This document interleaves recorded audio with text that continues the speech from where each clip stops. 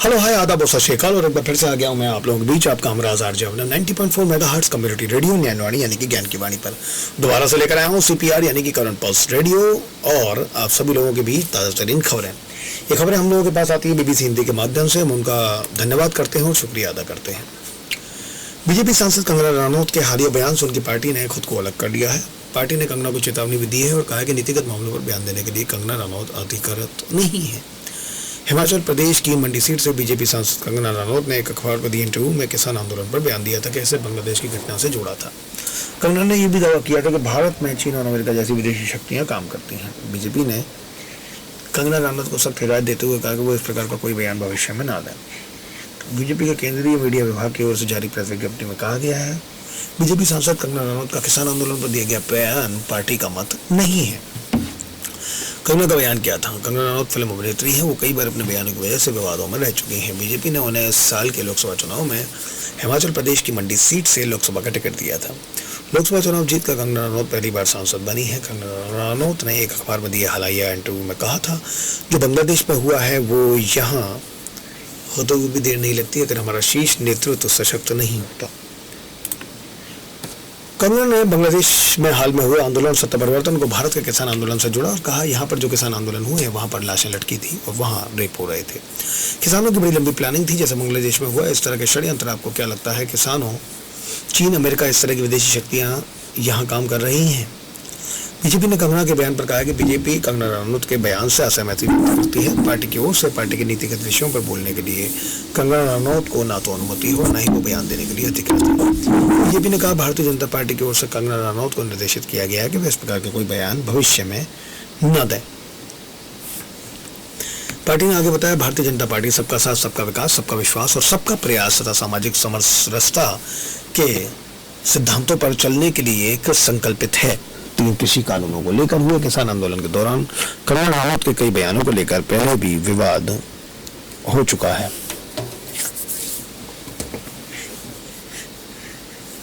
लोकसभा सांसद बनने के बाद दिल्ली आ रही कंगना रनौत को मोहाली एयरपोर्ट पर सीआईएसएफ की एक महिला कांस्टेबल ने कथित तौर पर थप्पड़ मारा था।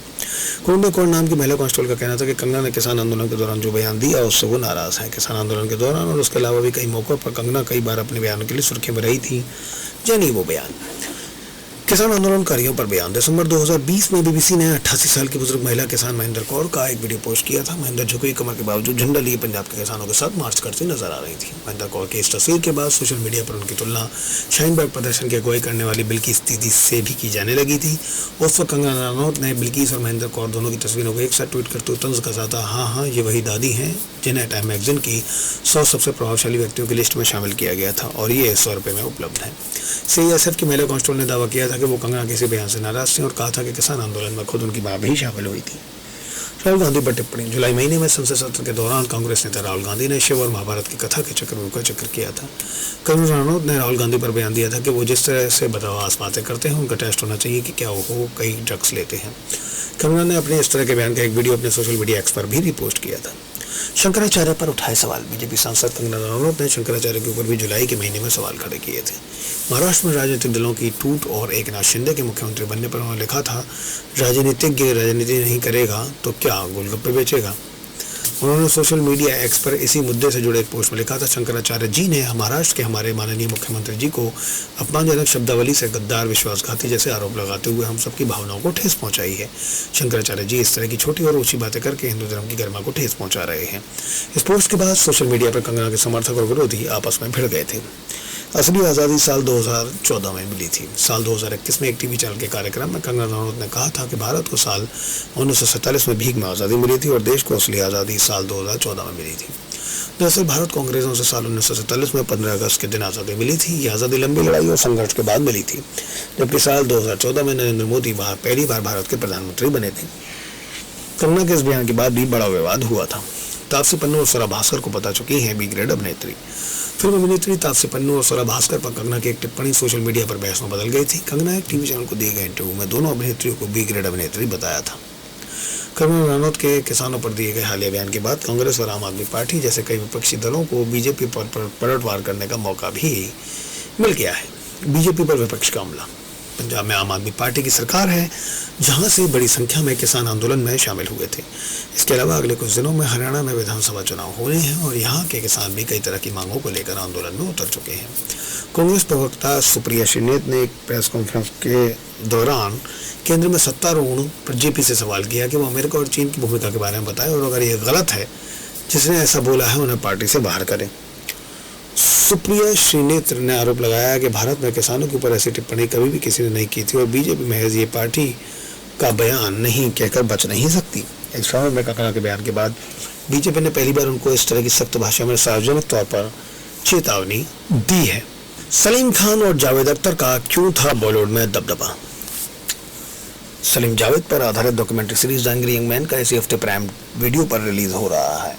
ये भारत सिनेमा के इतिहास में एक बड़ी घटना है। आमतौर पर अभिनेता, अभिनेत्री, निर्माता, निर्देशक, यहाँ तक कि संगीतकार और गायक गायिकाओं पर डॉक्यूमेंट्री से लेकर बायोपिक तक बन चुके हैं, मगर स्क्रीन राइटर्स पर ऐसा कुछ नहीं बना। लेखकों के बिना किसी फिल्म की कल्पना भी नहीं की जा सकती, मगर आमतौर पर लेखक फिल्म की कामयाबी की चर्चा से गायब ही रहते हैं, बिल्कुल सलीम जावेद के लिखे किरदार मिस्टर इंडिया की तरह। लेकिन 50 साल बीतने के बाद भी सलीम जावेद फिल्म लेखन में बेमिसाल किरदार है।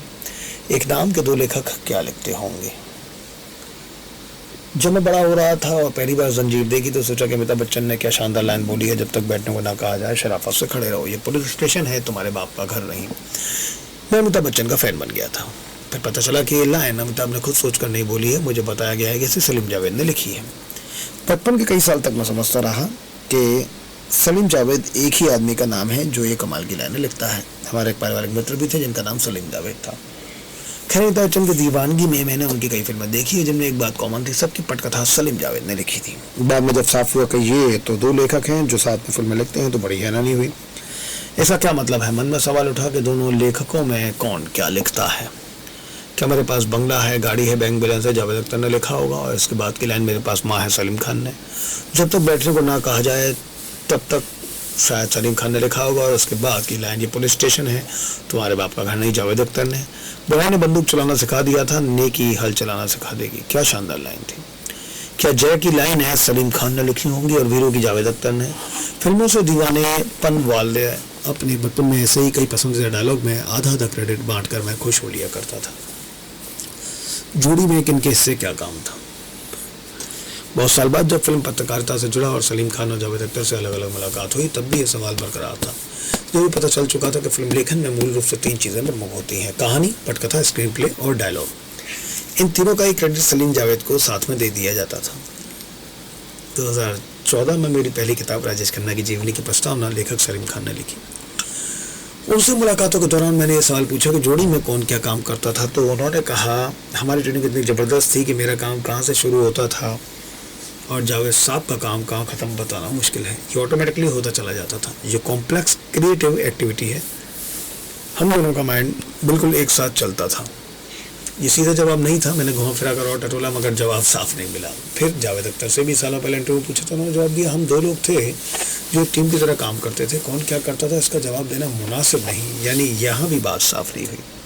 सलीम जावेद तो मशहूर किताब रिटन बाय सलीम जावेद लिखने वाले लेखक दीप्ति कीर्ति चौधरी ने मुझे बताया लेखन का काम किस किस तरह बांटा जाता था। इस बारे में जावेद साहब अक्सर कहते थे कि मैं नाउन्स लिखता था और सलीम साहब वर्ब्स क्रिया। शायर मजाक के अंदाज में सवाल को टालने का तरीका था। दोनों इस तरह के सवालों को सालों तक टालते रहे।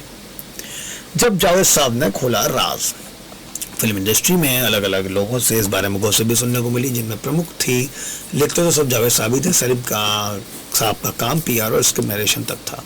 सारी स्क्रिप्ट हॉलीवुड से मारी हुई थी। शोले का आइडिया मेरा गांव मेरा देश की नकल था। दोनों गजब के एरोगेंट थे, प्रोड्यूसर्स के सामने अजीब गरीब शर्तें रखते थे वगैरह वगैरह, मगर असली सवाल बरकरार रहा। आखिरकार सालों बाद इस बुनियादी सवाल का जवाब जावेद अख्तर की तरफ से आया। पिछले साल मई 2023 लंदन की मशहूर ब्रिटिश लाइब्रेरी में लेखिका नसरीन मुन्नी कबीर की लिखी किताब जावेद अख्तर टॉकिंग लाइफ के विमोचन ने मुझे जावेद अख्तर से लंबी बातचीत करने का मौका मिला। मैंने बुनियादी सवाल फिर पूछा कि आपकी और सलीम खान साहब की टीम में कौन क्या करता था। इस बार उन्होंने खुलकर जवाब दिया, हमारी लिखी ज़्यादातर फिल्मों के स्टोरी, आइडिया, कहानी तकरीबन हर बार सलीम साहब के ही थे। दीवार, त्रिशूल, शोले और डॉन, इन सब फिल्मों की स्टोरी लाइन सलीम साहब से आई। कहानी में ट्विस्ट एंड टर्न और एंग्री यंग मैन की पर्सनैलिटी भी उनका ही आइडिया था। नसीम मुन्ना कबीर की इसी किताब में भी जावेद अख्तर साफ साफ सलीम खान को स्टोरी आइडिया का क्रेडिट देते हुए कहते हैं, शोले में एक ठाकुर है जिसके हाथ खतरनाक विलेन ने काट दिए हैं। वो ठाकुर अपने गांव की सुरक्षा के लिए दो नौजवानों को बुलाता है। ये पूरा आइडिया सलीम साहब का था। शोले का जिक्र करते हुए जावेद अख्तर एक और अहम बात को बोलते हैं कि शोले की पटकथा लिखने में रमेश सिप्पी भी हमारे साथ थे, हालांकि उन्हें इसका क्रेडिट नहीं दिया गया था। ये तो ही सलीम साहब के योगदान की बात। फिर अगला स्टेप क्या था और आपका योगदान कहाँ से शुरू होता था, मैंने जावेद अख्तर से पूछा। स्क्रीन प्ले से हम दोनों मिलकर स्क्रीन प्ले लिखते थे। उनका स्टोरी आइडिया 10-15 मिनट का होता था और फिर हम साथ में एक सीन लिखकर 2.5 घंटे की पूरी फिल्म लिख देते थे। स्क्रीन प्ले के दौरान भी नई किरदार, नई घटनाएं और सीन जुड़ते जाते थे, जिसमें हम दोनों का कोई कंट्रीब्यूशन था। इसका क्रेडिट किसी एक का नहीं, लेकिन स्क्रीन प्ले के बाद डायलॉग लिखना मेरा डिपार्टमेंट था।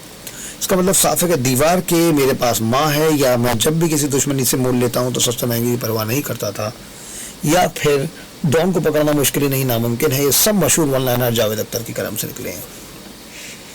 जी हाँ, मगर उसी फिल्म डॉन की कमाल की स्टोरी और ट्विस्ट पूरी तरह सलीम साहब के थे। जावेद अख्तर ने कहा, कहानी, पटकथा, डायलॉग में दोनों के रोल की बात जावेद अख्तर ने साफ कर दी है। कामयाबी का दौर। सलीम जावेद की जोड़ी ने साथ में 24 फिल्में लिखी थी, जिनमें से 20 कामयाब रही थी। कभी और भी आप लोगों के पास लेकर आऊँगा इस जोड़ी की कहानी। ये सारी की सारी खबरें मैं लेकर आया हूँ आप लोगों के पास BBC हिंदी के माध्यम से। हम उनका धन्यवाद करते हैं और शुक्रिया अदा करते हैं। और ये आर्टिकल है यासिर उस्मान का। Thank you.